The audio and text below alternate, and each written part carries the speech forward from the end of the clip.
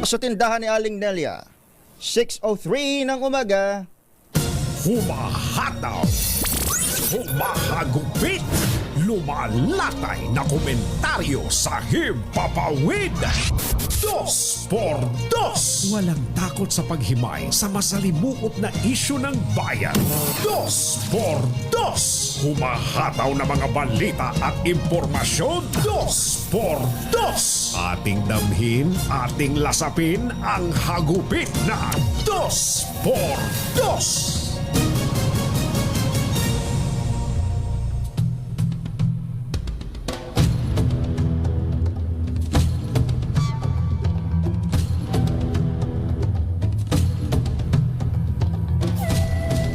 Nakatakdang talakay ng West Philippine Sea at ang mga isyong bumabalot dito sa pulong nina Pangulong Bongbong Marcos at United States President Joe Biden sa susunod na linggo.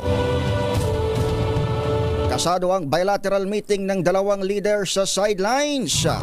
Ang trilateral na pulong din ng mga pinuno ng Pilipinas, Amerika at ng Japan.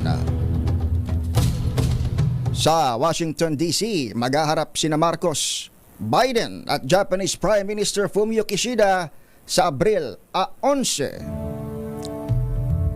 Ayon kay National Security Advisor Ed Año, follow-up din ang meeting ng naging talakayan ni Biden at Marcos noong nakaraang taon. Matatandaang sa kasagsagan ng Semana Santa, ipinahayag ni PBBM na magpapatupad ang Pilipinas ng countermeasures laban sa harassment ng China Coast Guard at milisya. Kabilang narito ang mga mungkahi at alok na tulong ng international community sa puwersa ng Pilipinas, bagay na hindi idinetalye pa ng presidente.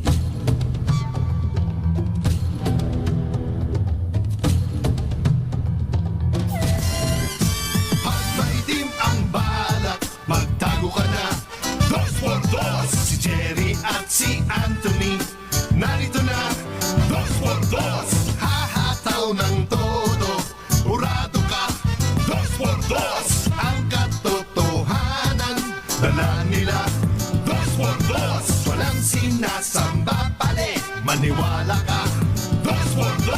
Hataw ng husto, tol, umasa ka, 2x2.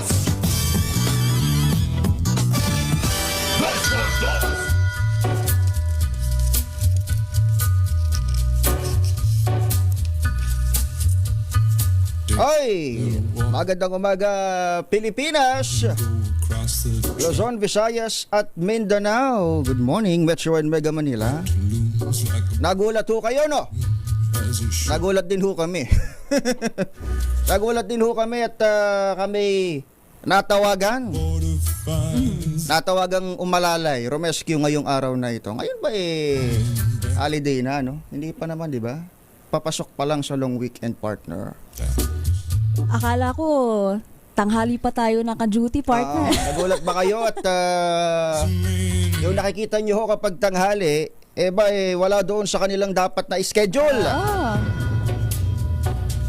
Kami ho'y alipin lamang din at pag-uutusan. Pero para ho doon sa mga naghahanap, doon sa amin hong mga idolo, atin hong mga idolo, medyo pagtiisan nyo na ho muna kami, ni partner. Kamusta ba ang iyong Friday, partner? Ngayon ay Biyernes na nga pala, Oo, masyadong maaga yung naging umpisa, no? Ng Biyernes natin.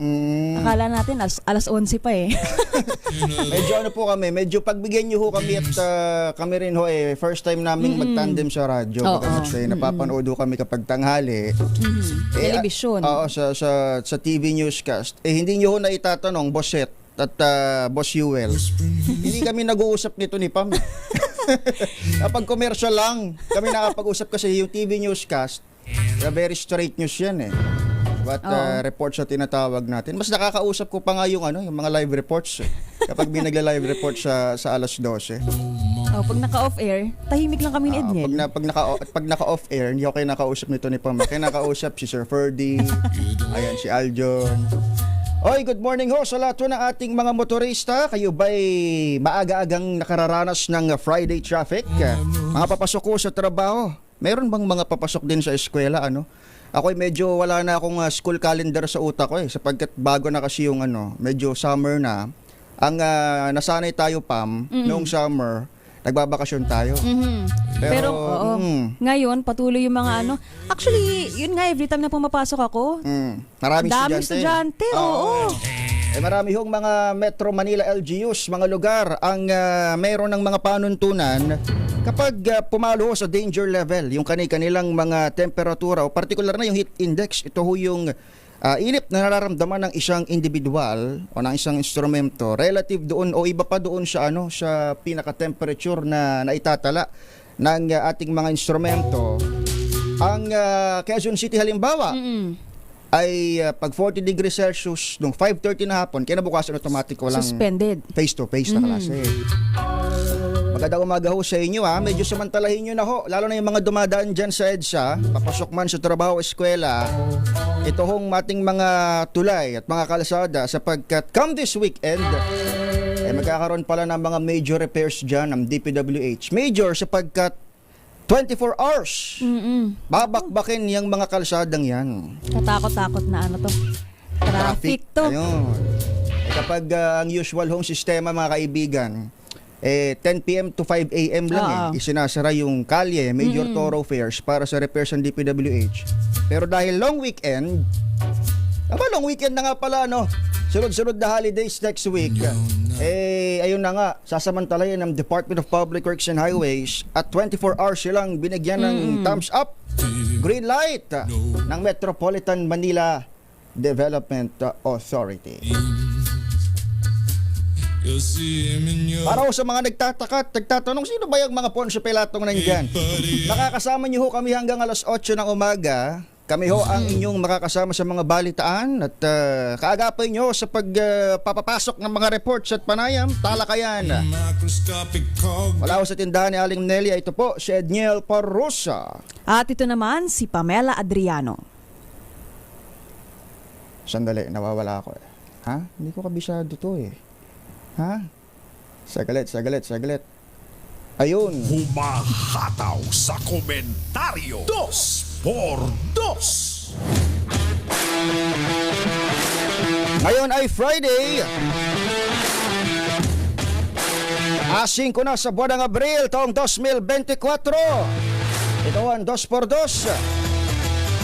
Mamaya ho, serye ng balita na ICS Balita. Pangunahing balita, mga reports at panayam hanggang alas 8 ng umaga sa amin home pagbabalik. Diyan lang ho kayo, wag ho kayong aalis at wag nyo hong ililipat ang inyong talapihitan. Kasama nyo kami ni Pam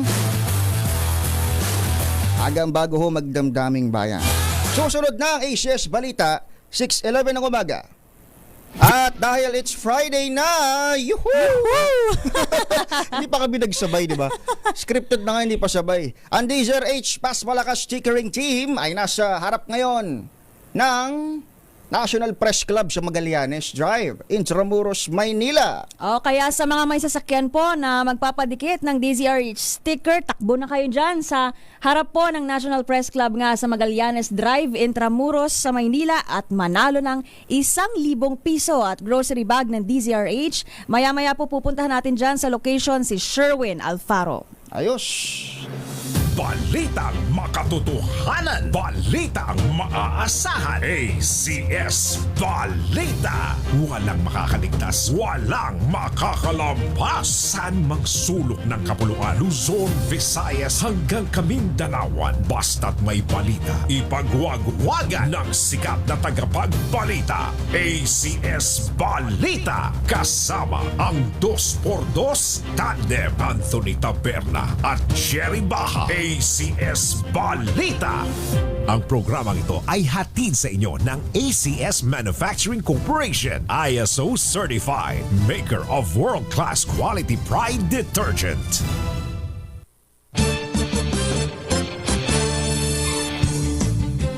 Sa ganap na alas 6:17 ng umaga, narito na ang ulo ng ating mga ACS Balita. ACS Balita. Pinoy Math Wizards humakot ng parangal sa iba't ibang international math contests. Dalawang lugar sa bansa nakapagtala ng Dangerous Heat Index na 44 degrees Celsius kahapon ayon sa DOST Pag-asa. Tensyon sa West Philippine Sea, tampok sa magiging pulong ni na Pangulong Bongbong Marcos at US President Joe Biden sa Washington, D.C. Mataas na presyo ng bigas inaasahang mararamdaman hanggang sa Hulyo. Department of Public Works and Highways magsasagawa ng 24 oras na road repair sa Metro Manila pagsapit ng susunod na linggo. Philippine Cobra na natagpuan sa loob ng isang silid-aralan sa Quezon nagdulot ng takot sa mga estudyante at guro. ACS Balita. Yan ang ating headlines ngayong umaga ito ng Friday. Araw tayo ng Biyernes 5 sa buwan ng Abril taong 2024. Sa ngalan ho ni Nakatunying Anthony Taberna at ka Jerry Baha, kami ho ang inyong kasama ngayong umaga. Ito po si Edniel Parrosa. At ito naman po si Pamela Adriano. ACS Balita. ACS Good News. Simulan natin ang balitaan sa mabuting balita. Umaariba ngayon ang mga Pinoy Math Wizards sa kabilang international math competitions. Sinanay ng Mathematics Trainers Guild Philippines, sinelyuhan ng mga pambato ng Pinas ang COVID-19 years sa pamamagitan ng 5,488 medalya. 1,007 sa mga ito'y ginto, 1,655 ang pilak at 2,826 ang tanso. Bukod pa sa nasungkip nilang 1,422 merit awards sa iba't ibang virtual international mathematics contests.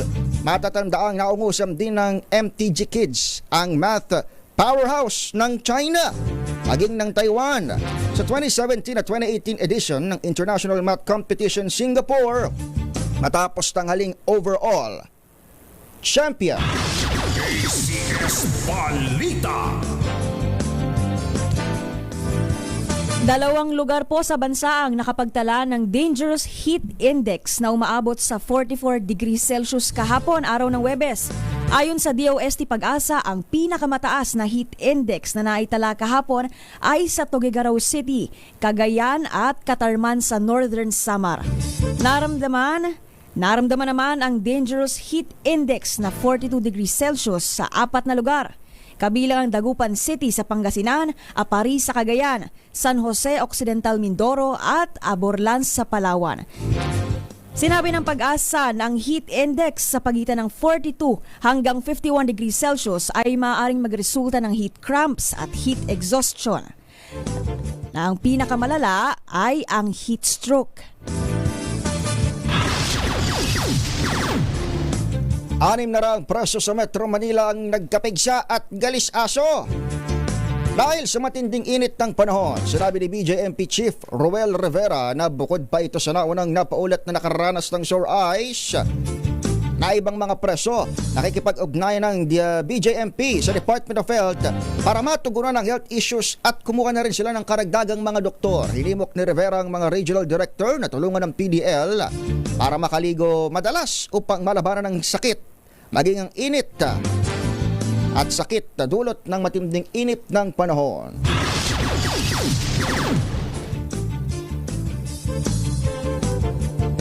Inatasan ng Bureau of Corrections Chief ang lahat ng kanilang mga bilangguan at penal farms na tiyakin ang sapat na supply ng tubig sa mga persons deprived of liberty. Ayon kay Director General Gregorio Catapang Jr., ito ay bilang pagsisiguro na walang malubhang maapektuhan na PDLs sa matinding init ng panahon lalo't congested pa ang mga kulungan. Dagdag pa rito, pinagbawalan na rin ni Bucor Health and Welfare Chief Senior Superintendent Maria Cecilia Villanueva ang mga PDL na lumabas ng kulungan ng bandang katanghalian. Nag-atas na rin si Villanueva ng mga pagbabakuna sa mga PDL, partikular na ang mga senior citizen bilang paghahanda sa nakaambang flu season ngayong Hunyo.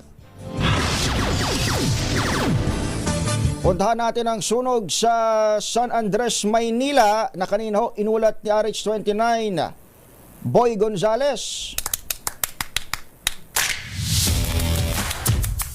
Kakataas po sa ikalawang alarma. Bantayan natin yung sunog na yan at puntahan natin ang lokasyon ni Boy G. Boy Gonzales. Boy, kumusta dyan sa area mo ngayon? Boy! Second alarm, sunog sa may San Andres, Maynila. Kanina ho, flash report natin yan. Kanina sa Magandang Umaga Pilipinas. At ngayon, antabayan natin yung update dahil panahon pa rin ngayon ng matinding tag-init. Dulot ho ng pinagsabay na hot and dry season at panahon ng El Nino, partner. Patuloy naman yung paalala ng BFP pero syempre hindi maiwasan kung anong dahilan. Minsan mga wiring, no? Mga sunog. Minsan yun nga, yung mga kumbaga naiinitang mga yero, diba? Tapos may subasayad na mga kable, yung mga may sugat na wiring. Andiyan na ba si Boy G? Babalikan natin maya-maya lamang. Ito ang update natin sa sunog sa Maynila. Boy Gonzales, Boy, magandang umaga sa iyo. Good morning, nasa ikalawang alarma pa rin itong sunog sa Arellano Avenue sa Barangay 753 dito sa lungsod ng Maynila. Si chairman niya, yung bahay kasi ni chairman madadama yata sa Barangay 753. Si chairman, alam ko lang, si chairman tingko pasado ng umaga, pinagkakatukan na, nagkakagulo na sila. Kaya checking kung posto ng pintuan, suffocate na kami, magkaanak, kaya ginawa namin, ilipos na namin. Bago na apira, yung una na namin, kaso talagang hindi na kaya ng fire extinguisher namin, naubos sa bawat kanto na fire extinguisher, ginamit lahat. Masyadong mataas sa taas nagsimula sa first floor. Pinagmula na andila, pinang-iwan na takaan. Nagtuloy-tuloy siya. Congested yung area. Bahay namin talagang. Boy. Oo, nawawala. Sa likod as of now, hindi pa natin na-determine kasi meron pa mga bahay sa loob na hindi namin alam kung natapupok din. Din sa may katabi naming bahay. Dito pa, itong sa gilid, dito sa bahay ng mga fruit. Ako na. Yan, Edgel.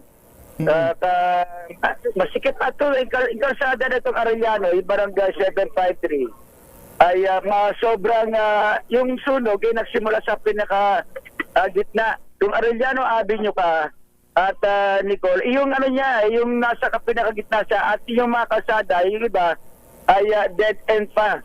Yung iba ay isang, di pa lang ang lawak ng kalsada at mga eskinita. Para dito at nasa ikalawang alarma, nagsimula to, sabi ng Bureau of Protection, alas 5:15, more or less alas 5:15, nagsimula itong sunog sa isang residential area.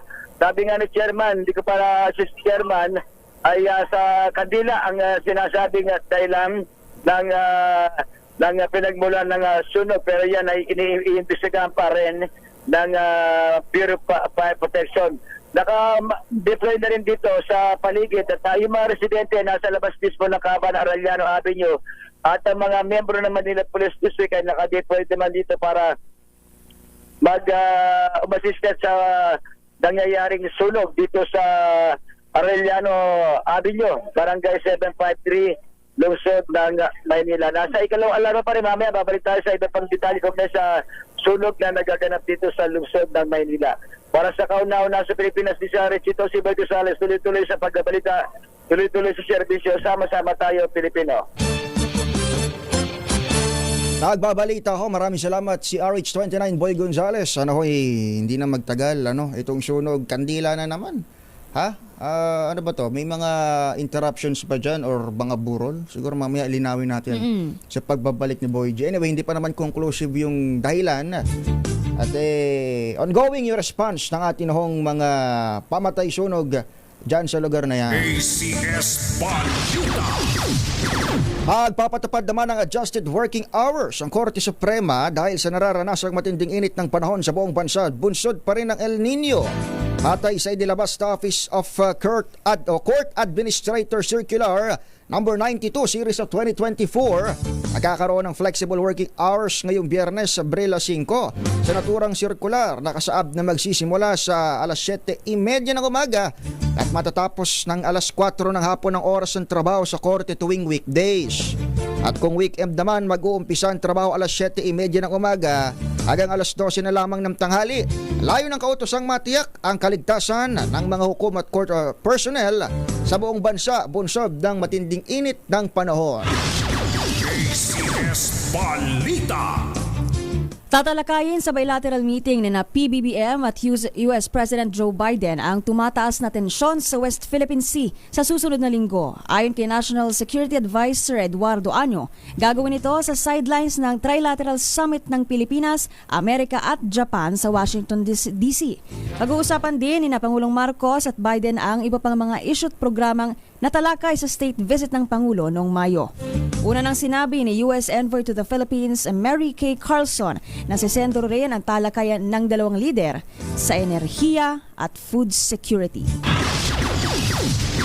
Maaaring magtagal hanggang Hunyo o Hulyo, June or July ang mataas na presyo ng bigas sa bansa ayon kay Agriculture Secretary Francisco Chu Laurel Jr.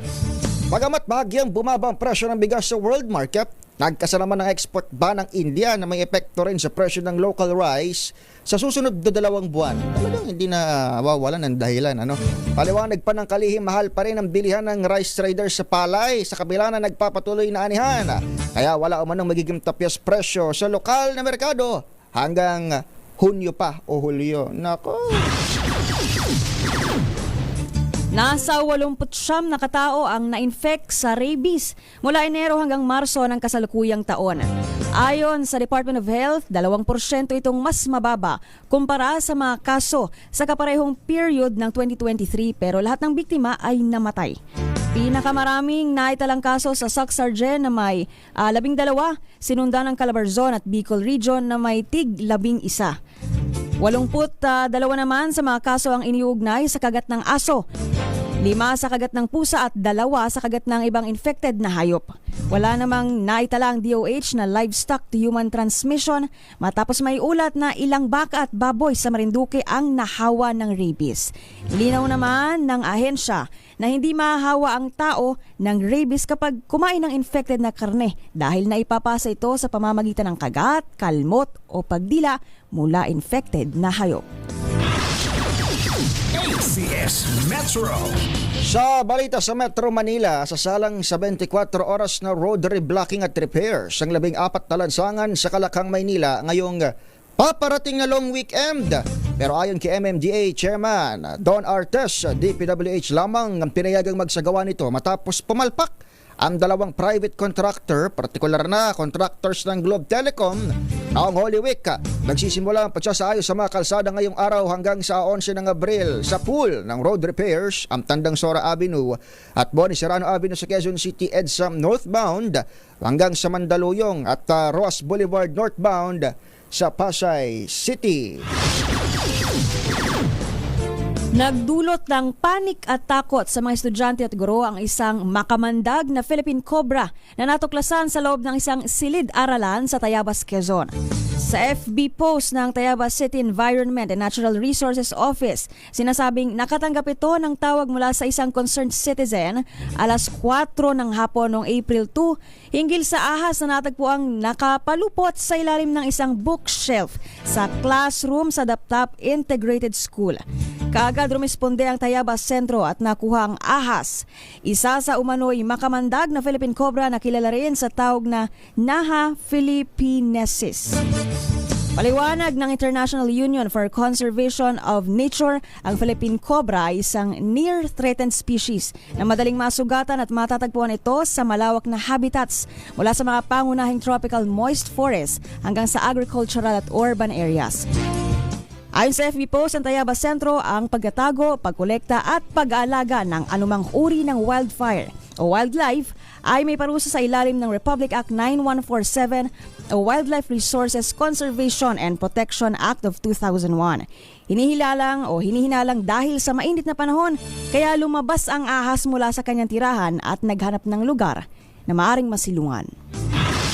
ICS Balita. Ang tumpak na oras sa inyong mga talapitan, 6:32 na ng umaga. Magbabalik ho tayo makalipas ang ilang paalala.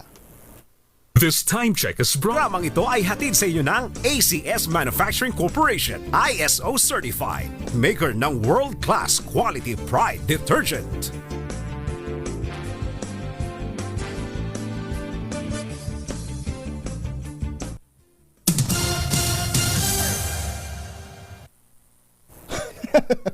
Naliligaw na naman ako. Ay, 6:36 na ho ng umaga.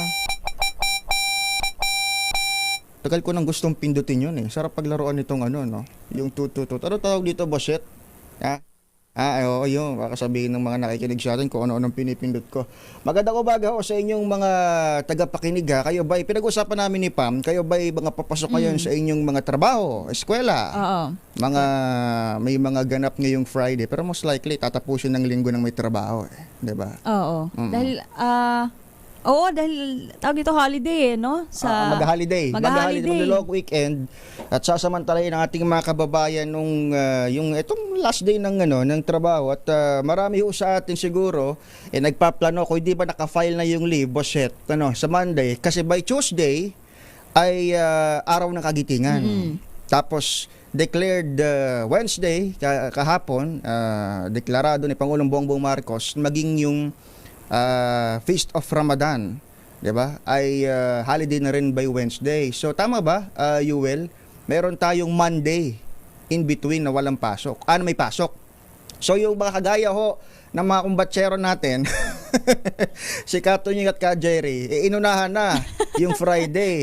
Most likely by Monday. Kung kayo madiskarte ho kagaya nila, naunahan nyo na rin ho yung inyong mga katrabaho. At nakapag-file na ho kayo ng takas leave.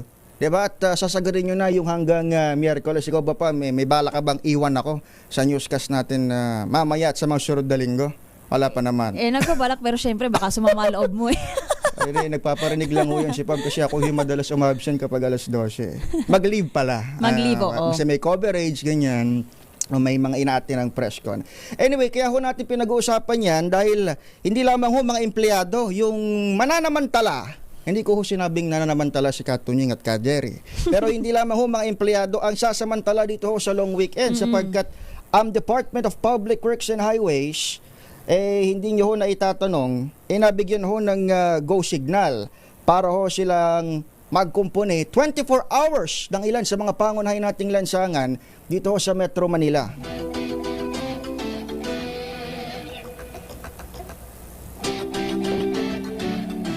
Sa ganap na alas 6:39 ng umaga, kausapin natin si DPWH NCR Director, Miss Lori Malaluan. Ma'am, good morning ho. Welcome mo sa DZRH.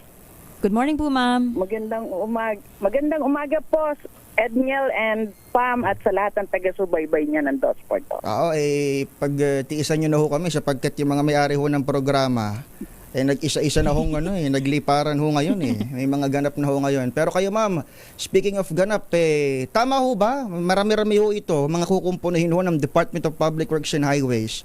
Sa susunod na long weekend, ibig sabihin kasama rin ho dito yung Monday na hindi naman ho deklaradong holiday.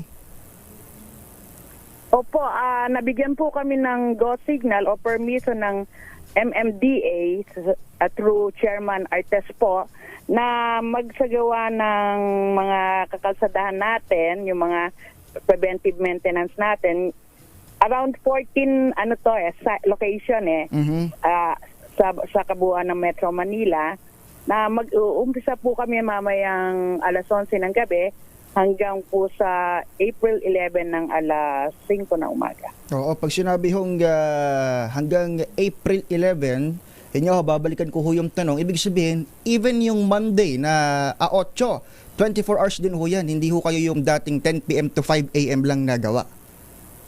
Opo, na dire-diretso na po. Dire-diretso. At saka umpisa na ngayon, tama po ba, ma'am? Umpisa na po ngayon nung mamayang gabi. Yung mga mamaya pong alas 11. alas 11 ng gabi. Oo, paano yan, ma'am? Kung di ako nagkakamali, kami ho ang unang nagbalita ho niyan itong pagpasok ho natin after Holy Week Tapos na ho ba yung atin hong mga tinake over na sementohan mula ho doon sa dalawang private contractors sa isang telecom? Kasi kung hindi pa ho tapos yan, magsasabay-sabay ang repairs na yan hanggang susunod na linggo. Natapos naman po yung mga naiwan nung contractor po, nung telco. Sa ngayon po ay nagkaroon din kami ng inspection and assessment para po tignan yung kanilang mga ginawa. Pag sinabing natapos ho, paano ho ito? Dadaaran na siya, fully passable na siya ng mga motorista, wala nang cordon, wala nang metal plates sa buong panig ho na EDSA southbound, ma'am? Ganun po yun. Natanggal na natin lahat po ng mga bollards or mga kinabit nilang mga pangharang doon sa mga ginawa nila. At sigurado tayo na wala na yung abala sa traffic, sana. Opo. Oo. Ma'am, ito hong mga susunod na repairs, Pam, tama no, 14 na road repairs sa major thoroughfares next week ay target nating matapos by 11th of April. Pero maliban dyan, Pam, binanggit kahapon ng DPWH at MMDA, may mga major repairs din sa ilang mga pangunahing lansangan. Halimbawa, yung flyover ng EDSA Kamuning. EDSA Kamuning, oo. At saka dito, yan, malapit sa atin, EDSA flyover papuntang Rojas Boulevard. Oo. Ma'am, baka pwede nyo kaming balitaan at para na rin doon sa mga motorista. Ano ho itong mga binabanggit ho natin ng mga major repairs sa mga susunod hong mga linggo o buwan? Tulad po nung nabanggit kahapon, yung unang-una yung EDSA Kamuning flyover po, na ito po ay sisimulan natin sa April 25.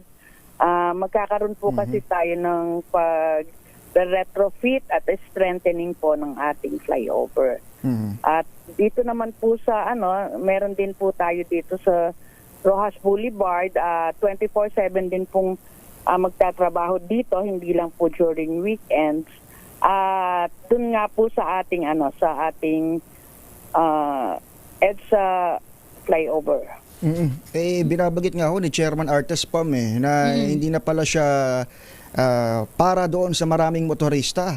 Sakaling tumama yung The Big One. Oo, yung magnitude 7 na lindol. Ma'am, pag sinabi yung ganito, ano ho yung mga yung mga pinsala ho siguro or wear and tear na binabanggit natin? Bakit siya mapanganib ho sa mga motorista in case na tumama yung malakas na lindol? At saka yung EDSA Kamuning flyover, 3 dekada na yun no? 1990s. 90s pa yun, di ba, ma'am? Opo. More or less, halos 4 na dekada na nga po. Kaya nga po ating titibayan dahil nga po ina-anticipate natin yung sinasabi nating The Big One. Nakita naman po natin sa ibang bansa ay talagang medyo malalakas na po ang mga tumatama na earthquake. Katatapos nga lang po ay yun sa Taiwan. Pag sinabi, ma'am, na damages within the bridge o kung itong mga major na kalsada, ano, ma'am, yung specific na siguro kung nakita na ng DPWH? Anong parte lang ba nung flyover? Nung kasi mga partial kalsada lang na ito. hindi naman buo i-close Correct. Tama ba, ma'am? Hindi naman buong tulay ng EDSA Kamuning ang isasara, Opo, bali hahatiin po natin yung lane. Actually ang i-redirect po natin doon ay yung outer lane ng span 1, 2, 3, yung unang phase po yun. Pangalawang phase yung inner lanes ng span 1, 2, 3. Then susunod po natin yung outer lane ng span 10, 12, 17 and then yung inner lane of span 10, 12, 17. Ito po ay while ang buong kontrata po ay inaasahang matapos sa 11 months. Wow. Pero ito pong redecking ay amin pong ifa-fast track po natin to para madaanan kagad po yung ibabaw nung flyover. Inaasahan po natin, ina-advise natin ng contractor na sabi nga namin baka hindi lang 24/7 kung meron pa pong mas mabilis na pamamaraan para po in 3 months time ay madaanan po itong ibabaw ng Kamuning flyover kasi po yung ibang gagawin na pagsasaayos ay sa ilalim na po. So yun ang good news, Pam. Oo. Ang unang advice kahapon, 11 months yung repairs Oo. nung portion nito. Pero may instruction pala ang DPWH na pabilisin. Oo, ng 3 months, no? Pwedeng 3 months pala, Ma'am Lori?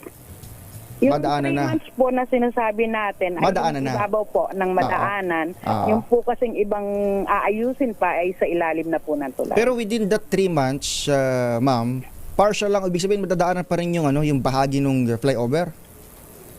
Madadaanan po. Ang ano nga lang po ay talagang may konting pagbabagal po Oo. sa lugar na yun. Tanungin na rin natin, Edniel, no, ma'am, yung, syempre, maraming motorista na yan talaga yung, kumbaga, sa araw-araw na kanilang pagtatrabaho, pagpasok sa eskwela, yan yung dinadaanan. Ngayong magkakaroon ng, syempre, mas masikip na daloy ng trapiko, ano po yung mga alternate routes para dun sa ating mga motorista na pwede nilang madaanan pag nagsumila na yung ganitong retrofitting po? Marami pong alternate route po lalo na dyan sa Kamuning flyover na yan. Ang isa pong nabanggit nga ni Chairman Artes ay pagtutulungan namin na yung mga mabuhay lanes po natin ay matanggal yung mga obstruction para po lumuwag ang mga trapiko at magamit ang ating mga mabuhay lanes. Alright, ma'am, last na lang siguro on our end. 2022 inayos na yan, di ba? 1 month closure. Oo. Ano pa hong mga bago ba na bakit hindi natin natapos by then? Bakit ano pang mga bagong dapat nating silipin? Nung pong 2022, ang inayos po natin ay yung mga crack po, mga cracks at saka yung mga potholes po. Pero sa ngayon po ay nakita natin na kailangan na pong i-redeck. Dahil nga po, because of wear and tear, yun nga po, alam naman natin na ang isa pa rin natin problema dito sa ating kakalsadahan ay yung mga overweight o yung mga dumadaan na more than dun sa weight na allowed sa kanila. Alright. Si Ma'am Lori Malaluan, maraming salamat po, ma'am, sa pagsama sa amin ngayong umaga. Maraming salamat po, ma'am. Maraming salamat po at mabuhay kayo. Ang Director ho ng Department of Public Works and Highways sa National Capital Region, Ms. Lori Malaluan. Thank you! 6:48 sa tindahan ni Aling Nelia. Balitang makatotohanan, balitang maaasahan. ACS Balita. Ang programang ito ay hatid sa inyo ng ACS Manufacturing Corporation, ISO certified, maker ng world-class quality pride detergent. Number 1. Si Sa Rich 27 Noche Kakas, dahil nabalitaan niyo ho ba yung itinanggi naman na ito ng Southern Police District na umanay may presensya ng sinasabing mga military looking men. Militia raw.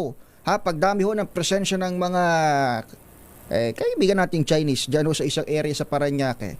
Pinuntahan ho ni Noche itong subdivision dyan sa lungsod para alamin ang katotohanan dyan ho sa binabagip nating issue. Noche, magandang umaga.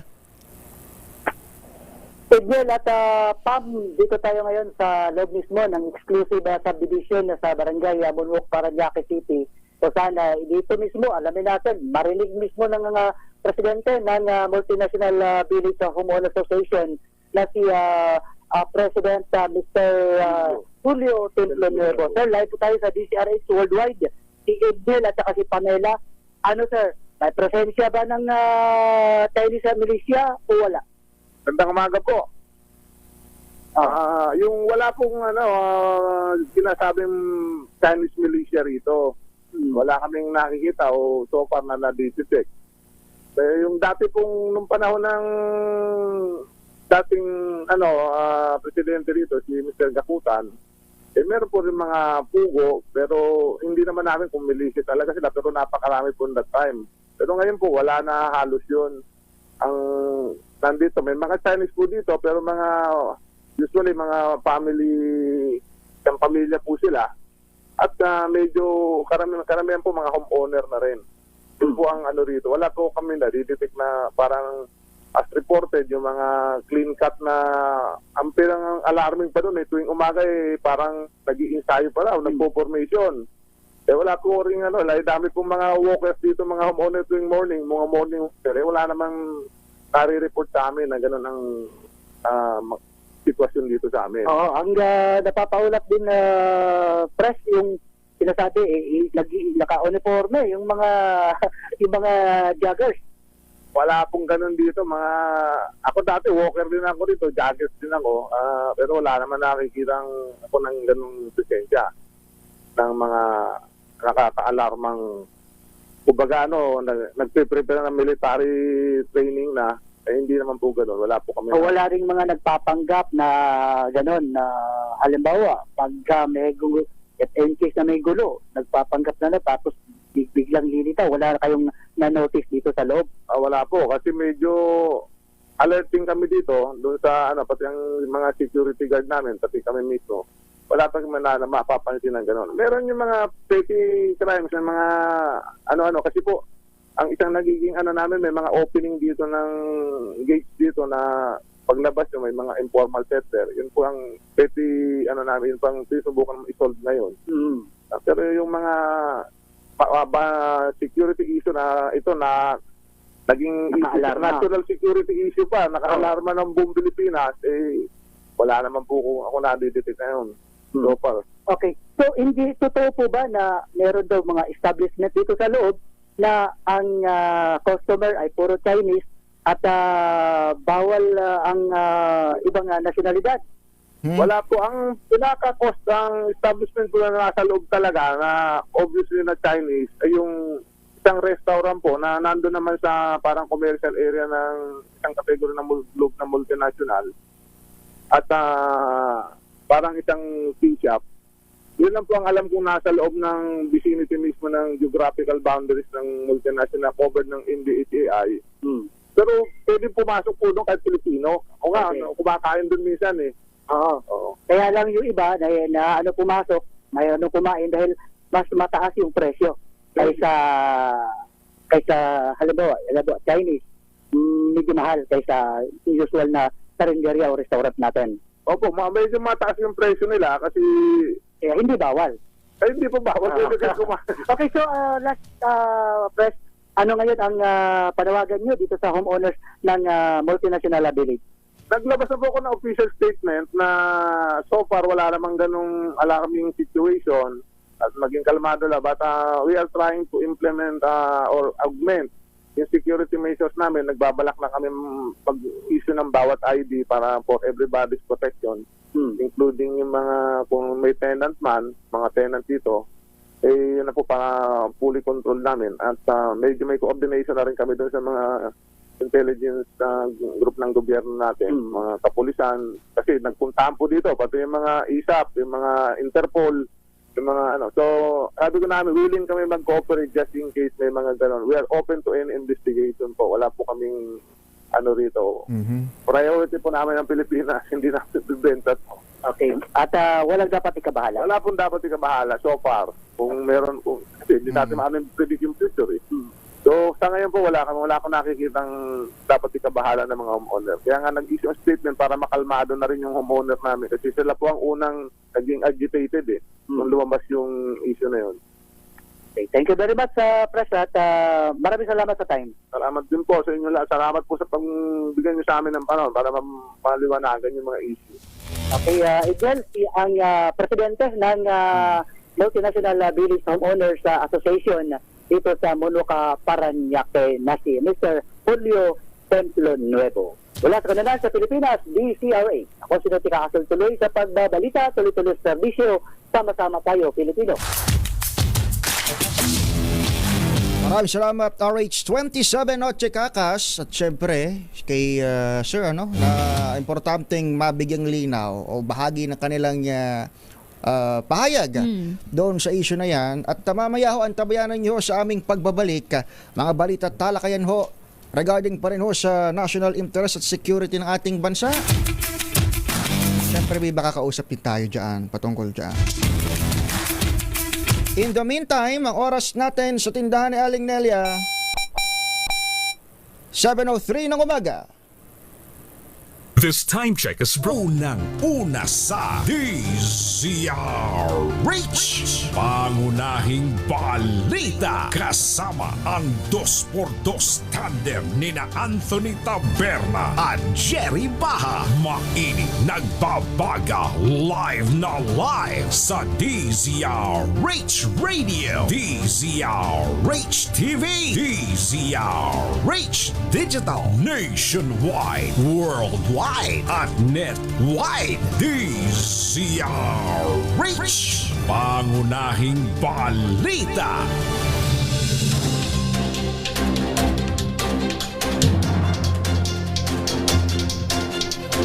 Magandang umaga, Pilipinas! Good morning, Metro and Mega Manila. Magandang umaga sa lahat ng ating mga kababayan Luzon, Visayas, Mindanao at saan man panig ng daigdig. Narito na ho ang ulo ng ating mga pangunahing balita. Pangunahing balita. Higit 2.4 na milyong estudyante sa buong bansa apektado ng matinding init ng panahon. Pangunahing balita.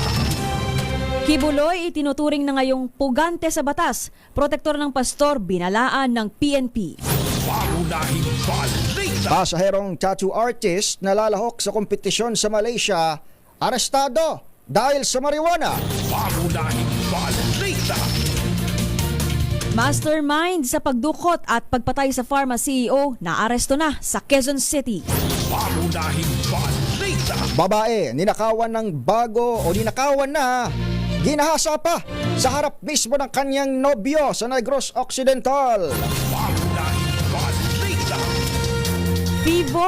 Phivox nagbabala, Philippine trenches may kakayahang lumikha ng magnitude 8 na lindol. Pangunahing balita. Payo ni Karin na hindi o wag magsuot ng underwear ang mga kababaihan, hindi applicable sa kalalakihan. Sino nagsabi niyan? Mamaya sa ating pagbabalik. Pangunahing balita. Joint naval drills ng Pilipinas at 3 kaalyadong bansa sa West Philippine Sea itinakda na sa linggo. Pangunahing balita. Yan ang headlines ng ating mga pangunahing balita ngayong 5 sa buwan ng Abril taong 2024. Kami ho ang inyong makakasama hanggang alas 8 ng umaga. Ito po si Edniel Parrosa. At ito naman si Pamela Adriano. Pakinig maigi dahil baka nasa area mo ngayon ang swerte. Pwede ka magpadikit ng DZRH sticker at pwede ka ring manalo ng 1,000 pesos sa DZRH Mas Malakas ang Dikit Stickering Promo. Alamin na ang location ng ating roaming team. Bago sa detalye ng ating mga balita, puntahan na natin ang Magallanes Drive sa Intramuros, Maynila sapagkat naroon si RH number 6 Sherwin Alfaro. Come in, Sherwin. Good morning. Yes, magandang umaga. Edniel, at Pam, at makikita nyo dito sa ating harapan itong pamoso na gusali ng National Press Club. Kung saan nandito nga tayo para sa ating stickering promo. Pero eto, nauna nang dumating din sa ating location itong taxi na ang pangalan ay Ants. Yan, no? Ants. At ito'y minamaneho ni Kuya. Pangalan mo? Arturo Season, Kuya Arturo, palagi ka ba nakatune in sa DZRH? alas 2 pa lang ng madaling araw nakatune in ako hanggang sa tindahan ni Aling Nelia. Aba, hanggang sa tindahan ni Aling Nelia. Ayun! Totok na totok. Kaya naman nung narinig niyo yung announcement kanina ni Edniel at ni Pam, sumugod na dito kagad si Kuya Arturo Season. Arturo. Sherwin. Arturo. Sherwin, kay Kuyang Arturo, baka pwedeng ipaalala na hindi ako ang magbibigay ng pera. Si Aling Nelia. Si Aling Nelia po. hindi rin. Mahina ang benta kamo, sabi mo. Ay, Ka Arturo, maraming salamat ha. Alam ko, tuwa sa inyong dalawa si Kuya Art kanina nung siya dumating dito at sabi nga, wala daw yung dalawa, si Ito Nying at saka si Jerry. Pero sabi ko, meron kami bagong lab team. Si Angel Parosa at saka si Pamela Adriano. Ayun, dahil dyan, babawasan natin ng 500. Sino pa rin mga announcer sa DZRH? Lahat naman, paborito ko eh. Mula kay Angelo Palmones, tapos sumunod si sa 2x2, si Katunying, at saka kay Jerry Baha, saka kay Lakay, Damdaming Bayan. Dahil sa napakaraming paborito, ito ang 1,000 pesos. Salamat DCRH at saka happy 85th anniversary sa inyo. Yun. At saka, Shoutout ko lang yung pamilya ko, sa mahal ko, kay Marie, saka sa mga anak ko.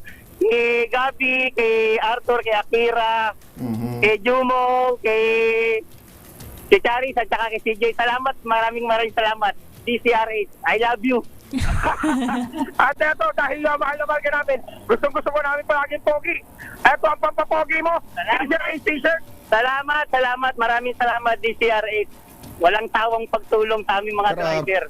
Malaking bagay itong 1,000. Ang hirap ng biyahe ngayon, sa totoo lang. Salamat. O daon na ka nakakit sa boundary. Pero mas ba-boundary misis mo. Ito, napakabigat na DCRH grocery bag. Maraming salamat ulit DCRH. Maraming salamat talaga sa inyo. Sa lahat ng bumubuo, lalo na sa iyo, Sherwin Alfaro. Yun. O palit na ako. Hindi lang si Kuya Art ang dumating ha. Dahil ito pangalawang taxi na nagpunta rito. Eto, yan, pakita nga natin. Ronico Taxi. Yan, nagpadikit din ng DCRH sticker. At ang driver nito ay si Tatay Dalmasio Okmen. Dalmasio Okmen. Dalmasio. Oo. Taga Valenzuela ako. Oo, galing pa kayong Valenzuela ngayon? Dahil, ganun na po kong alas 5 bumiyahe mula sa Valenzuela.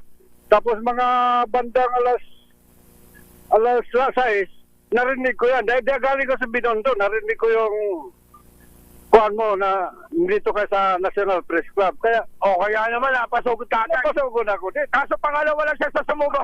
Pero, ibigyan natin siya ng pampapogi. Maraming salamat na binigyan ko ng t-shirt. Pangkuhan ko rin araw-araw dito. Maraming salamat sa DCRH. Puting-puti yan, naalagaan mo yan ha. Dapat naalagaan mo yan sa laba. Pero ito pinakamatindi, ang pinakamabigat ang DCRH grocery bag. Maraming salamat. May grocery pa na binigay ni Sherwin. Maraming salamat sa DCRH. Ako, mas maraming salamat po sa inyo dahil sa inyo patuloy na pagtutok. Kami po patuloy po na namamayagpag sa pagsasahing papawid. Kaya naman nagpapasalamat kami sa inyo, lalo na sa mga hindi pa nananalo. Meron akong suggestion. May suggestion, Ednil, Pam. Okay, nakabahan ko. Kapon, Ah. nagkuhan si Presidente Marcos. Nagtipon-tipon sa mga kabinete tungkol sa traffic. Dahil grabing traffic sa EDSA. Kahit sinong magaling na mamumuno din sa traffic, walang mangyari. Dahil sa daming sasakyan. Ngayon, suggestion ko, ito, tapatan lang ba? Suggestion ko lang yan. Gawin ng anong tawag? Ad even scheme. Coding. Ad even. Oo. Ad even. Para maraming magkuhan yan, maraming mag-react dahil para sa maraming sasakyan ang kuhan yan. Pero sa kalahatan, lahat tayo, masusunod ng traffic. Yun pala, para Ad-even scheme. mabawasan yung volume ng sasakyan sa daan. Ad even. Ad even. O siya. Kahit sinong Ponce Pilato ilagay ni President Marcos, walang mangyari. Kahit siya mismo. Tapos ang Semana Santa, pero may Ponce Pilato pa rin, ha? Ayun. Kung sino Ponce Pilato raw ilagay. Sige. Dapat maintindihan na magbawas ng volume ng sasakyan gamit ang ad-even scheme. Kahit siya, ad-even talaga. Yan ang solusyon talaga sa traffic. Wala na. Tama nga naman. May punto na pa si Tatay Damian. Kaya nanawagan ko sa Pangulong Marcos. Huwag kayo manawagan. Nanawagan ko kay Pangulong Marcos. I-ad-even na lahat. Wala nang konda. Maraming magsasakit. Sigurado, maraming mag-react sa ad-even. Maraming mag-react. Pero makikita nila sa bandang huli na guminawa ang traffic. Alright. Yun. Sige, noted. Ay, papaalam mo natin yan sa MMDA. Isiya mo lang, Tay. Ubusin mo muna yung kape mo. Ubusin mo muna yung kape mo. Hindi mo pa natutungga. Tumataas na akin lahat. Baka ganun niya. Sige. Even stream. Yun. Nabusa akin ang kape. Sherwin. Kaya, Oo, samahan mo na si tatay na mag-shot ng kape dyan, ano? At nang mamapahupa ang kanyang ano. Yun pa rin. Yun pa rin ang sinasabi. Sige, maraming salamat, Sherwin. And then, may Salamat, Sherwin. Dumating pang isa pa. Kaya naman, live pa rin dito sa Maginera National Press Club sa may Intramuros, Maynila, Aris Summer 6. Sherwin Bata Alfaro, tuloy-tuloy sa pagbabalita, tuloy-tuloy sa serbisyo, sama-sama tayo, Pilipino. Maraming salamat, Sherwin Alfaro. Makinig maigi dahil baka nasa area mo ngayon ang swerte. Pwede ka magpadikit ng DZRH sticker at pwede ka ring manalo ng 1,000 pesos sa DZRH Mas Malakas ang Dikit Stickering Promo. Alamin na ang location ng ating roaming team.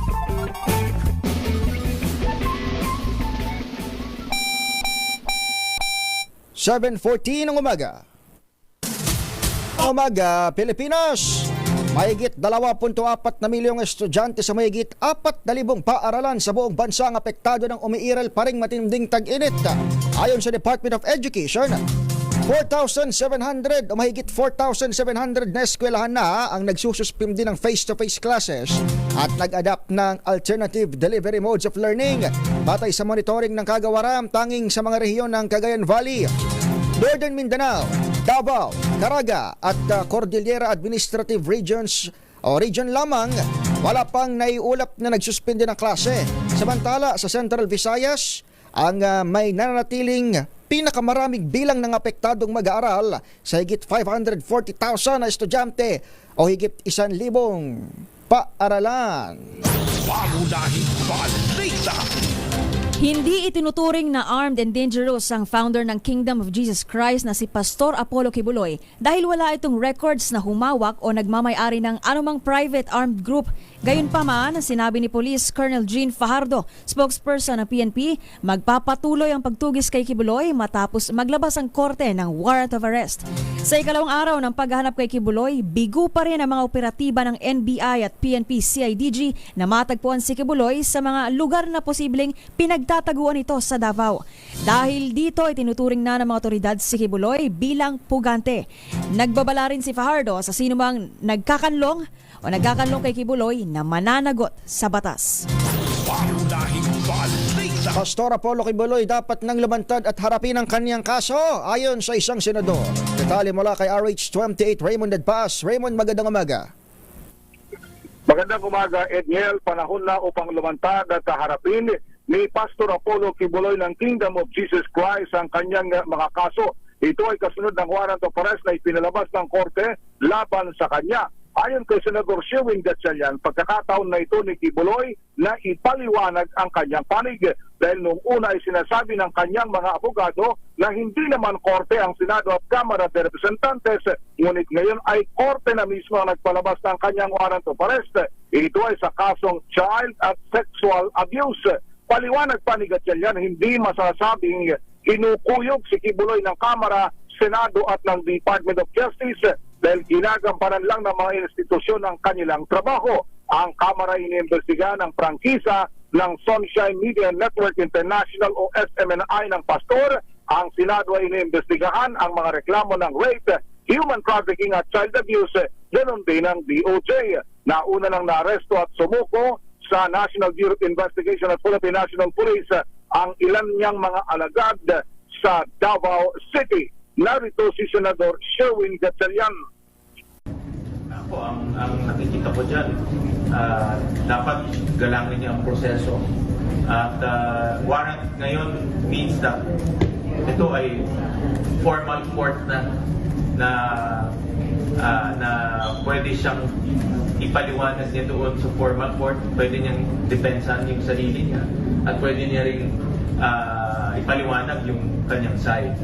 Dahil narinig ko, sinasabi nila na ang Senate at Congress hindi naman formal court. Ngayon, may warrant na which is issued by a formal court. So, in other words, yan ang inaantay niya para mapaliwanag niya yung kanyang side. Si Senador Sherwin Gatchalian para sa kauna-unahan sa Pilipinas, DZRH. Ito si Raymond Advance, tuloy-tuloy sa pagbabalita, tuloy-tuloy sa serbisyo. Sama-sama tayo, Pilipino. Pangunahing balita. Kaso ng pertussis o pertussis tumataas pero bakuna paubos na. Ang balita na kay Giselle Ricafort. Giselle? Kagawaran ng kalusugan ubos at nagkukulang na yung mga bakuna kontra pertussis sa Pilipinas.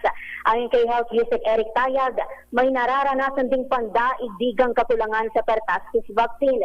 Una nang sinabi ng kagawaran na 64,000 na lang ang kanilang pentavalent vaccine at ito ang ipinamimigay sa mga lokal na pamahalaang may mataas na kaso ng sakit.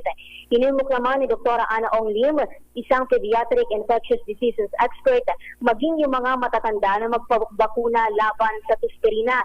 Ayon kay Lim, dapat ding paturukan yung mga sanggol ng 3 dose ng bakuna sa pang-6, pang-10 at pang-14 na buwang gulang. Matapos nito ay kailangan anyang magpa-booster shot kapag tungtong ng 1 taong gulang, panibago kapag 4-year-old at booster shot ulit kada 10 taon. Pumalo na sa 862 ang kaso ng tuspirina nationwide. 49 yung mga binawian ng buhay. Para sa kauna-unahan sa Pilipinas, DZRH, Giselle Ricafort, tuloy-tuloy sa pagbabalita, tuloy-tuloy sa serbisyo, sama-sama tayo Pilipino. Pangunahing balita.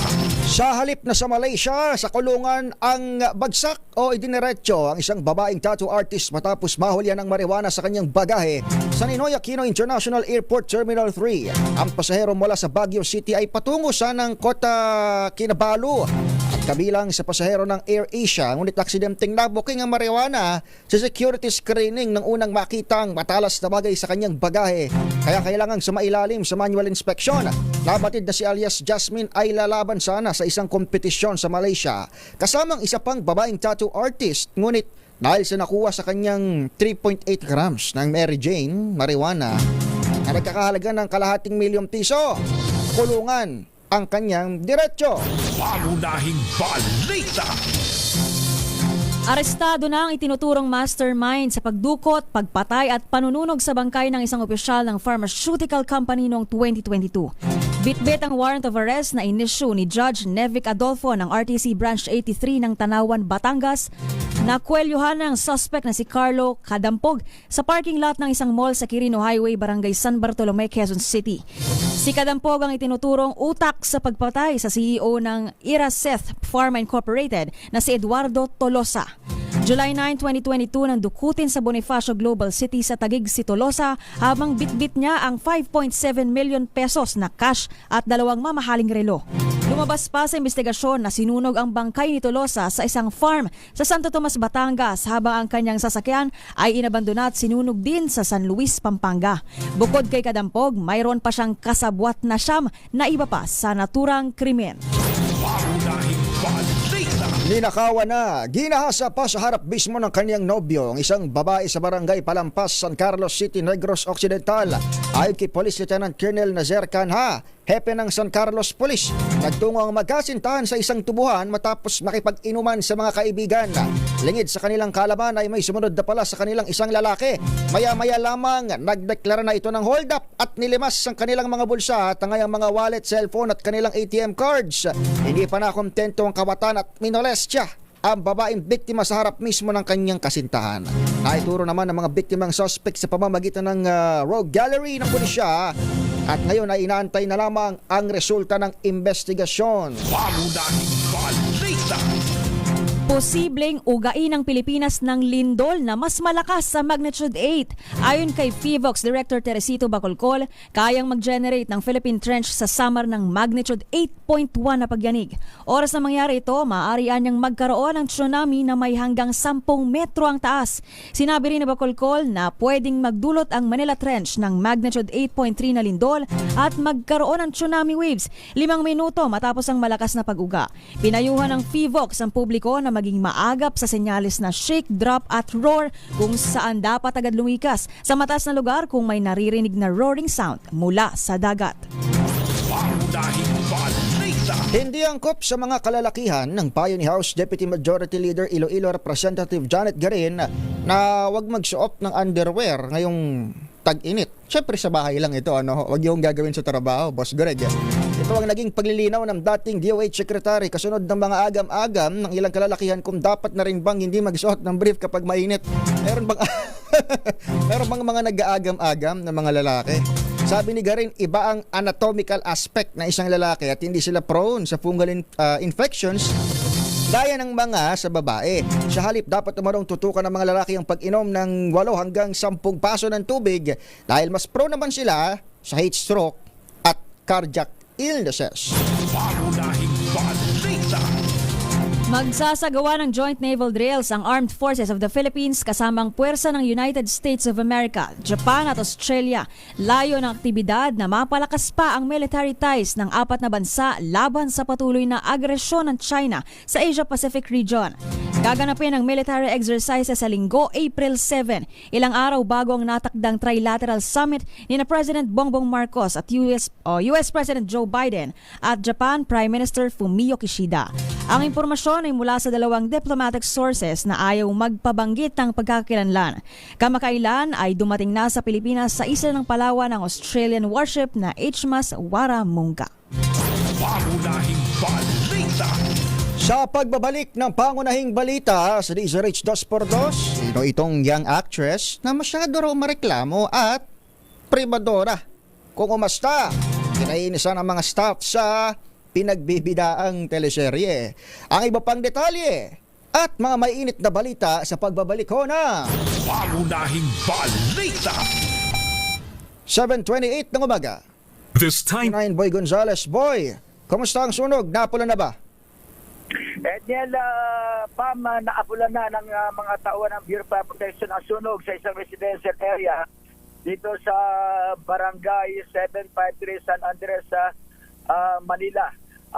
Ayon sa Bureau of Fire Protection, alas 7:53, dineklarang panas na itong naturang sunog na nagsimula bandang alas 5 pasado ng madaling araw.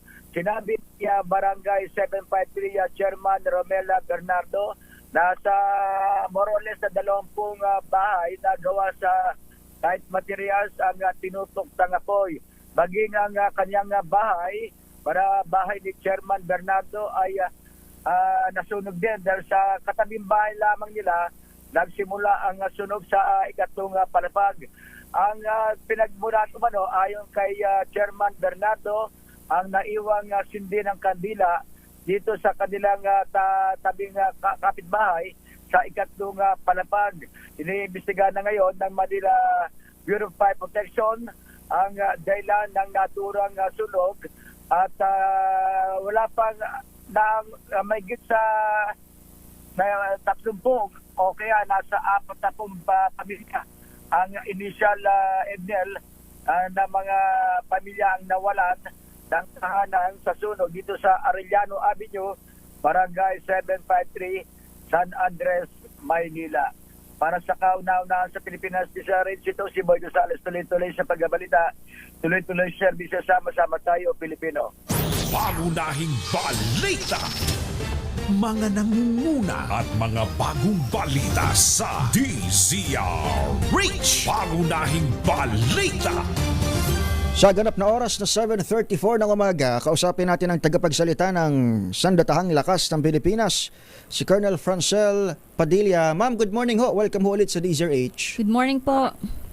Good morning, Sir Edmil. Good morning, Ma'am Pamela. Magandang umaga po sa ating mga tagapakinig. Papasok na ho tayo sa Friday at long weekend pero abalayan lang namin kayo sa galit sapagkat may mga reports nga ho na umano'y may mga military looking. Chinese militia. Militia raw dyan sa Paranaque. Baka ba't itinatanggi na ho na kanilang local community ito hong nasabing report at itinanggi na rin ng Southern Police District. Ma'am, tama ba? I understand ang AFP may mga ginagawa ring pagsilip dito sa issue na to. Sir, kapag ka naman po may mga reports na ganyan talaga, ang ating Sandatahang Lakas ng Pilipinas ay nakiki-coordinate sa iba't ibang ahensya po ng pamahalaan to look into the veracity of these reports in line with our mission, sir, to protect the people and secure the state. So ito po, we are in line naman din po sa pronouncements ng local security po and other agencies that looked upon this. They are saying po that it is baseless and malicious. So ito po sana hindi magdulot ng panic within internally dito po sa ating bansa. Pero in as far as the AFP is concerned, yun na ho ang posisyon nyo. Ano? Talagang sinususugan nyo na yung kanilang statement na wala dapat ipangamba dahil Yung mga based na siya. residente. Oo. Opo, sir, no, wala naman dapat ipangamba yung mga residente. Continuous naman tayo, sir, na working on different agencies on this. And meron naman po tayo talagang mga efforts to really look into veracity of reports in certain areas po. Oo, hindi naman kasi actually partner, hindi na bago na may mga ganyang report. May mga pagdami ng Chinese population sa isang area. Oo, tsaka lalong dumami nung panahon ni former President Duterte dahil nga dun sa Pogo. Oo, yung Pogo. Oo, dun nag-start yung pag-increase. Pero ayon sa Southern Police District, di ba sinabi nila na ngayong taon, actually, recently lang, nag-decrease na rin yung number, lalo na dun sa particular village sa Parañaque. Pero ma'am, sa monitoring po ng AFP, I understand, talagang PNP rin yung isa doon sa mga lead agencies na monitoring dito. May mga ganito ba tayong mga population or communities na marami talagang mga Chinese? Tsaka ano bang usually business ng mga yan dito sa atin sa Metro Manila? Hindi naman yan, sir, kaila, no, sa buong Pilipinas na meron po talagang Chinese communities. Even all over the world, sir, talaga naman pong established ang Chinese communities sa certain areas. What we're looking into is talagang to ensure the peace and security of our communities, living with them harmoniously. So whatever purpose they have, may mga business po sila dito, as long as they're all legal and binding naman with the government protocols, we live harmoniously and peacefully with them po. Alright. Ma'am, iwan na namin itong saglit yung issue na yan at punta tayo dyan sa West Philippine Sea. Next week may trilateral talks pa ang presidente natin kasama ang leader ng US at Japan. Confirmed na ba ito na mayroon tayong joint sales na gagawin with the two countries or two allies na nakaumam this year? Ito, sir, malakihang mga usapin. We defer that to the Department of National Defense, sir, to answer this kung ano po yung mga moving forward po with our mutual agreement. So ayaw pang hindi pa makukumpirma at hindi pa maitatanggi ng AFP, Colonel. Opo, sa ngayon po, sir. At saka itanong ko na rin, Edniel, lagi namang sinasabi ng AFP na may mga efforts sila para tuloy-tuloy yung efforts para masiguro yung safety ng mga kasundaluhan natin doon sa BRP Sierra Madre, no? Tanungin ko na lang din, ma'am, nakikita naman po natin na talagang kita mo naman na kinakalawang na halos anytime soon, parang bibigay na nga daw yung BRP Sierra Madre. Ano po bang ginagawang efforts ng AFP para ma-secure yung situation ng BRP Sierra Madre?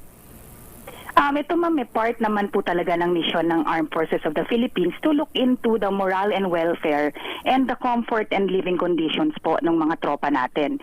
So, tropa naman po ng Armed Forces ang mga nakadeploy doon.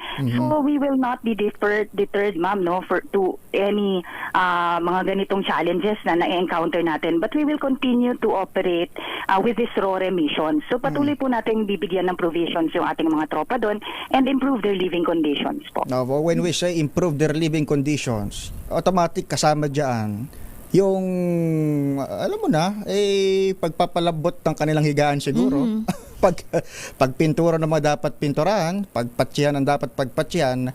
Ma'am, may mga panawagan na hatakin yung BRP Sierra Madre, hindi dahil doon sa, syempre, ayaw naman nating mag-swimming doon sa usaping politika, labas tayo doon. Pero sa kadahilan ng ito raw ay kumbaga hindi naman din itinatakda dapat umano ng UNCLOS at mismong si former Senior Justice o Associate Justice Antonio Carpio ang nagbanggit na what if gawin nating civilian yung ating presensya dyan sa Ayungin Shoal. Your comment on that, ma'am? Yan naman po, sir, we defer that then to higher authorities. So we will, we will look at the contingency plans that the higher level authorities would dictate. Sa atin naman po, sir, we will be closely coordinating and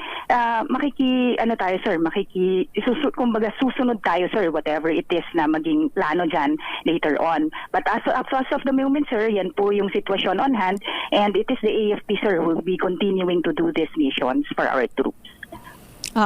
Ma'am, with regard dun sa creation po ng National Maritime Council bilang yun yung agarang solusyon o aksyon na ginawa ni President ni President Marcos. Ano na po ngayon ang ginagawa? Efforts po ng ginagawa po ng National Maritime Council dahil parang wala naman masyadong kumbaga parang nire-organize yung National Coast Watch. Remember last Holy Week, sabi nga ni Pangulong Marcos, may countermeasures na inihahanda. At isa doon sa mga konkretong binanggit ay yung pagpapahusay nga at pagbuo ng Maritime Council na ito. May update ba dito, ma'am, sa side ng AFP, Colonel?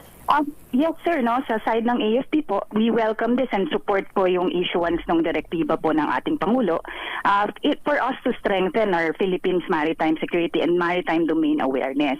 So because the AFP po is one of the supporting agencies ng National Maritime Center, i-utilize po natin ang ating security and defense capabilities and tactics and procedures nakakapaloob po sa ating comprehensive archipelagic defense concept. So para po ma-safeguard natin ang Philippine territory as well as our maritime resources po. Pero ito nga binabanggit, ma'am, totally nandun na tayo sa sinabing countermeasures ni Pangulong Bongbong Marcos. Of course, hindi natin pwedeng sabihin yung mga operational matters dito.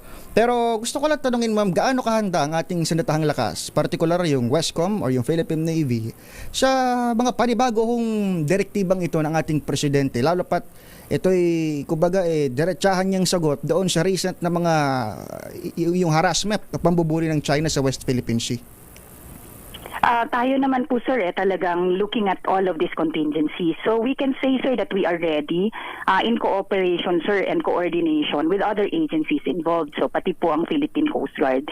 Yung Armed Forces of the Philippines po, we are continuously being guided by the comprehensive archipelagic defense concept, and we will enhance also our capability to defend our national interest. Kasama na din po ito, sir, yung ating coordinations and cooperations with like-minded nations. Alright, tatabangan namin, ma'am, yung kumbaga yung magiging fruits ng meeting next week at yung pinaka-confirmation na kung kailan at paano magiging system dito sa joint drills o joint sales pala ng tatlong magkakaalyadong bansa sa labas ng ating o sa ating karagatan. Maraming salamat, Colonel Padilla. Salamat, Colonel. Salamat po. Good morning po.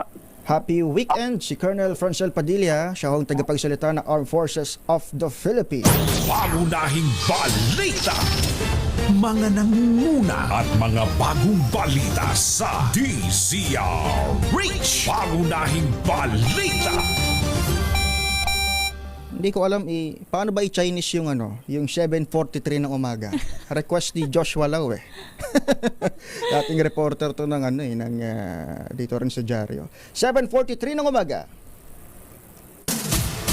Si Teresita Chu Marasigan, sabi niya ang 7:43 daw ay chicham shapsa. Kaya lang 7:47 na ho Ha? Para doon sa mga ginagawang orasan ng kanilang mga talapitan. 7:47 na ho ng morning. Pangunahing balita. Inuutos ni Pangulong Bongbong Marcos ang isang holistic at komprehensibong diskarte sa paglutas ng mga problema sa traffic sa bansa. Ang direktiba ay ginawa ng Presidente sa isinagawang 16th full cabinet meeting noong Miyerkules. Ayon kay NEDA Secretary Arsenio Balisacan, malinaw sa direktiba ni PBBM ang pagsasagawa ng isang comprehensive holistic approach at hindi yung piecemeal approach lamang na matagal nang ipinatutupad ng mga nakaraang administrasyon ay hindi naman nakatulong sa problema. Pangunahing balita. Nirelease na ng Department of Budget and Management ang 5.8 billion pesos na pondo na gagamitin sa konstruksyon ng nasa 2,000 silid-aralan sa bansa. Kasunod ito ng pag-aproba ni Budget Secretary Amina Pangandaman sa Special Allotment Release Order o SARO matapos ang joint request ng Department of Education at Department of Public Works and Highways. Ayon sa DepEd 216 216 na lugar na sa bansa ang makikinabang sa pondo para sa karagdagang classroom sa kindergarten, elementary at secondary schools. Noong nakalipas na buwan, inilabas din ng DBM ang nasa 1.295 billion pesos na pondo ng DepEd para naman sa electrification ng mga public school nationwide.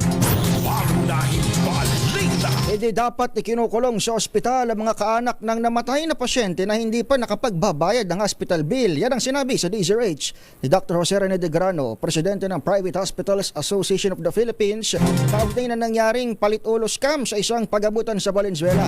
Sinabi ni de Grano na may mga remedyo namang maaring gawin sa ganitong sitwasyon gaya ng paggawa ng promissory note o kasunduan ng kaanak sa ospital. Dapat po pwedeng ilabas po ang bangkay. And then hindi po pwedeng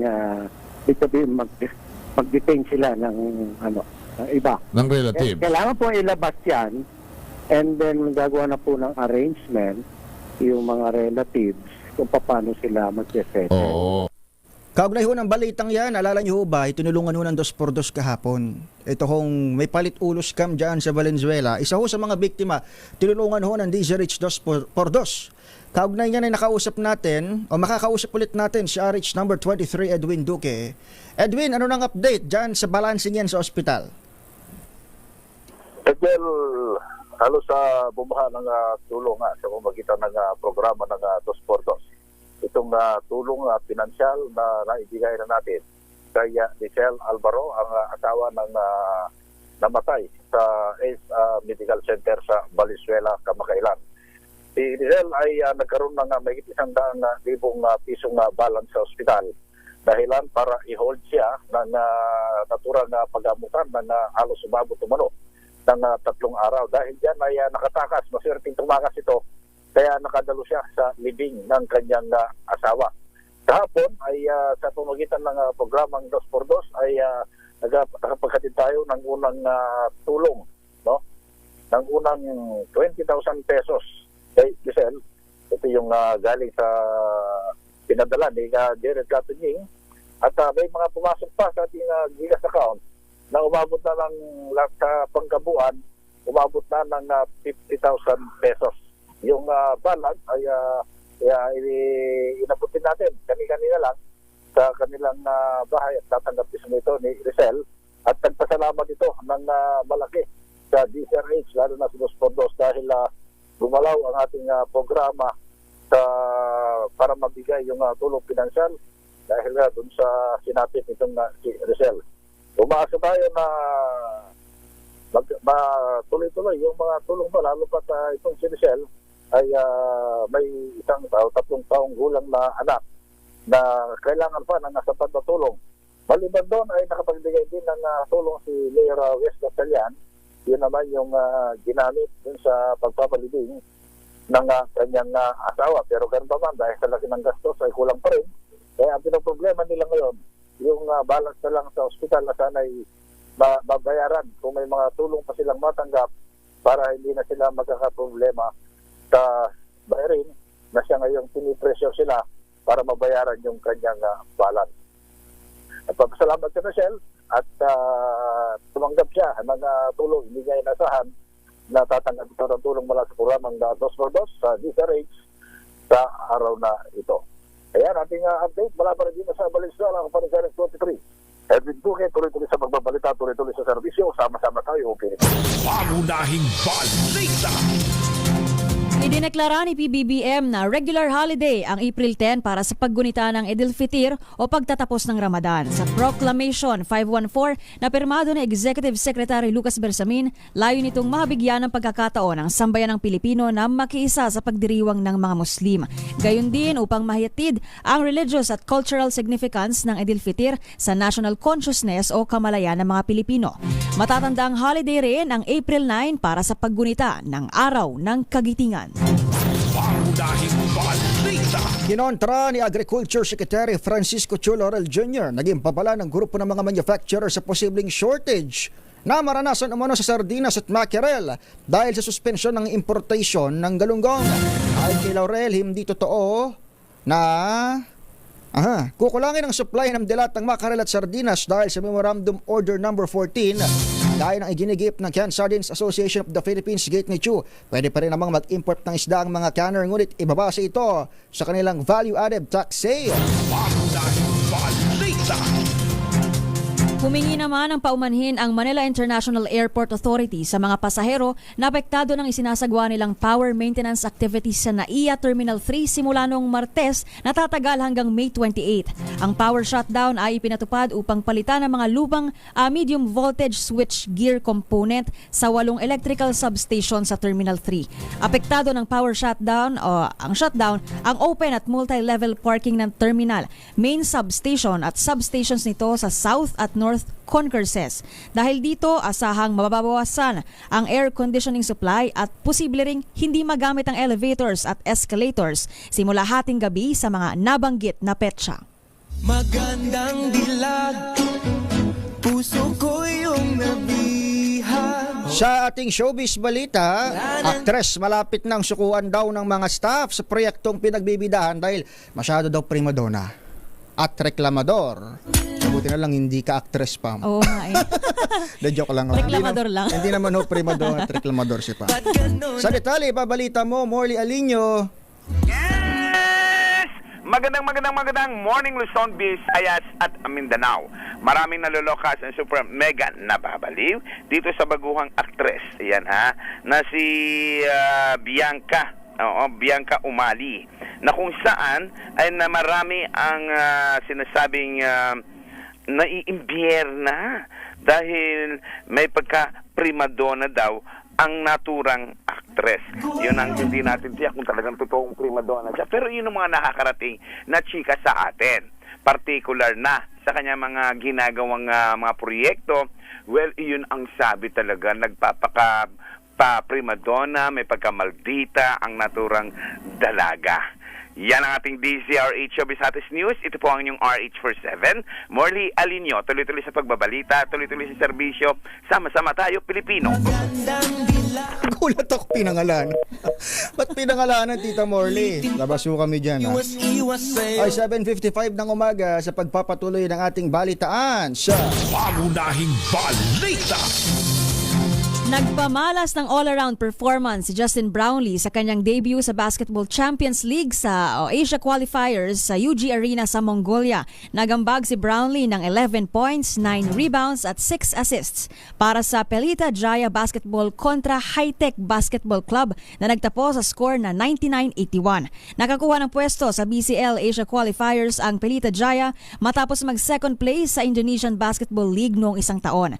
Magugunitang noong Marso nang anunsyo ang pagsabak ni Justin Brownlee bilang import ng Indonesian team. Pangunahing balita sa kalusugan. Meron palang stinger noon. Alam niyo bang sing-song speech gaya ng nursery rhymes at hindi ang phonetics ang mas nakatutulong daw sa language development ng mga baby. Ayon sa researchers mula sa University of Cambridge at Trinity College Dublin, krusyal ang rhythmic speech sa language acquisition ng bata sa mga unang buwan ito. Tinutulungan ng rhythmic speech ang mga baby na matuto sa pamamagitan ng pagdiin sa bawat syllable ng bawat salita. Hindi umano na po proseso ng babies sa phonetic information hanggang sa sila'y sumapit sa 7 buwang gulang. Pangunahing balita. Nasa 700 katao pa ang nawawala o di kaya stranded matapos ugain ng Taiwan ng magnitude 7.2 na lindol. Ayon sa local officials, may 6 na minero ang nasagip ng matrap sa highway tunnels sa episentrong Hualien. Nagbabala mga Taiwanese official na posibleng magpatuloy pa ang aftershocks na papalo sa magnitude 7 hanggang matapos ang linggo. 10 katao ang patay habang mahigit 1,000 sugatan sa pinakamalakas na lindol na tumama sa Taiwan sa loob ng 25 taon. Mga nangunguna at mga bagong balita sa DZRH. Pangunahing balita. Que son su Gabi.